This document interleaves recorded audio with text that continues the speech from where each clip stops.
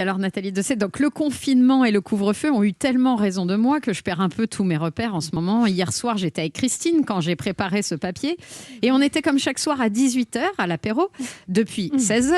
Et je dis à Christine, ça va être hyper facile avec Nathalie Dessay, je maîtrise tellement le sujet. En revanche, je ne comprends pas pourquoi je dois parler d'apéro avec elle. Et Christine m'a dit peut-être qu'il ne s'agit pas de parler d'apéro, mais d'opéra. Bien sûr. Ce à quoi je lui réponds, ah d'accord, mais c'est quand même bizarre de recevoir Nathalie Dessay et de parler d'un gâteau au chocolat avec de la crème au beurre. Et puis j'ai dessoulé et j'ai compris enfin qu'on allait parler de l'opéra qui est né non pas en pâtisserie pour atterrir dans la bouche d'Anne Romanoff, mais de l'opéra né à Florence au XVIIe siècle pour joliment atterrir dans la bouche de Nathalie Dessay. Et pour aller à l'essentiel, l'opéra de Carmen pour Nathalie Dessay est l'apéro des barmen pour moi. Voilà, c'est-à-dire vital. Il n'y a pas vraiment dessoulé, Léa. Ouais. C'est vrai que j'ai même du mal à me relire. Heureusement que je n'ai pas écrit à la main. En votre honneur, j'ai donc chanté à ma caipirinha d'hier soir, Nathalie Dessay, qui me regardait de travers. Je lui ai dit...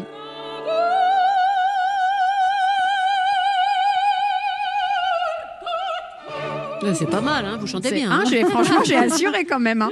Alors, bienvenue dans ma déprime pandémique, Nathalie Dessay. On a ce point-là, décidément, on a ce point commun-là de ne plus pouvoir être sur scène autant qu'avant la pandémie. J'imagine que vous êtes autant désarçonnés que nous et que vous aussi, vous n'avez donc plus qu'une chose en tête. On se rattrape, oui. On rattrape le temps perdu. Hein. Alors, c'est la seule qui n'a pas le temps d'y penser, hein, parce que évidemment sa priorité est d'œuvrer pour tous les artistes. C'est notre ministre de la Culture, Roselyne Bachelot. Je lui ai d'ailleurs passé un petit coup de fil hier pour savoir comment elle se sentait et elle m'a répondu très calmement.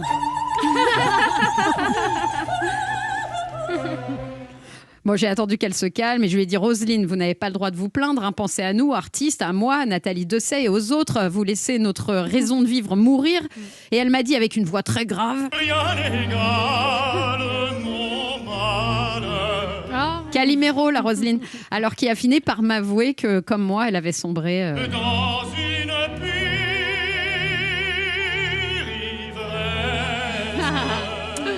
Alors, je précise quand même que j'ai emprunté ces extraits sonores à Roberto Alagna, que vous connaissez bien, qui a à la fois la voix grave et grave de la voix, que je n'ai pas. Comme tous les ténors. D'ailleurs, c'est drôle, car contrairement au mot soprano, le mot ténor est un mot qu'on emploie pour d'autres domaines. On dit, par exemple, les ténors du barreau. Comme on ne dit pas les sopranos du barreau. Non, c'est vrai. C'est tout à fait injuste. C'est injuste. Alors, c'est vrai, les ténors du barreau, comme Jacques Vergès, Richard Malka ou encore Rocco Siffredi. C'est quand même dingue qu'on n'utilise pas ténor. Benjamin Griveaux. Oui, c'est vrai, pardon. Bref, je m'égare toujours parce que, à cause du confinement, il me manque. Alors bon, je comble le temps avec la musique et j'ai écouté en boucle votre version de l'Air des clochettes de l'Acmé qui a participé à votre succès, Nathalie Dessay.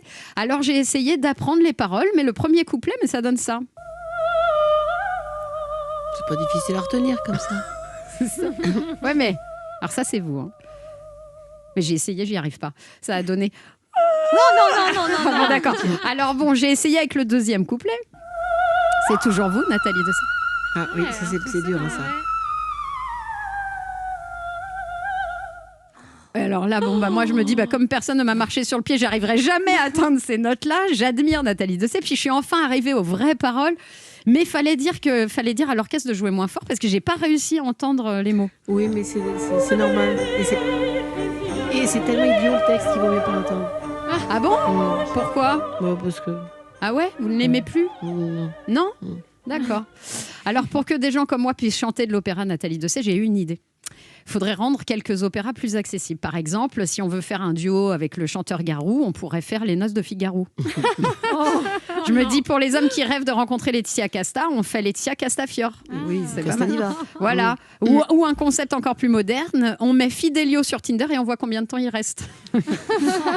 Bon, je me la raconte un peu avec ces trouvailles, mais en attendant, comme c'est la journée où il faut mettre les vraies femmes à l'honneur, rappelons que celle qui a été placardée en photo dans tout Times Square à New York, sur les bus et tout, c'est vous.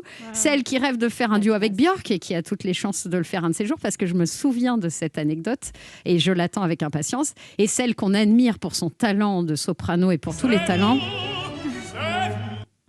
Voilà, donc je suis sûre que vous n'avez pas fini de nous surprendre, Nathalie Dessay. On attend avec impatience la suite. Oh non, j'ai pas fini.